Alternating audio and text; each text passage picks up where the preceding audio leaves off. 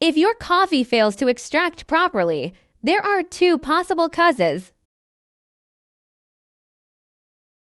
The coffee grounds are too fine, resulting in disrupted extraction. We recommend using medium-coarse grounds, as they deliver optimal extraction pressure and great coffee flavor.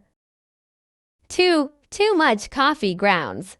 Tamping the grounds too firmly can also cause failure to extract any coffee or result in a low flow rate.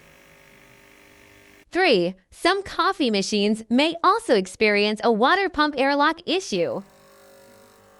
If the water tank runs out of water during operation, refill it with water.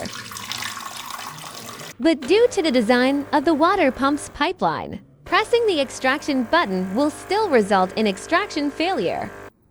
The correct procedure is to release the steam to resolve the airlock issue.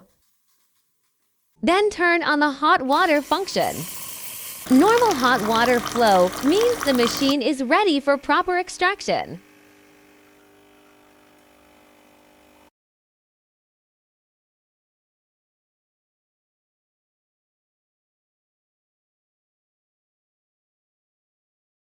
Hope this helps enhance your coffee extraction experience.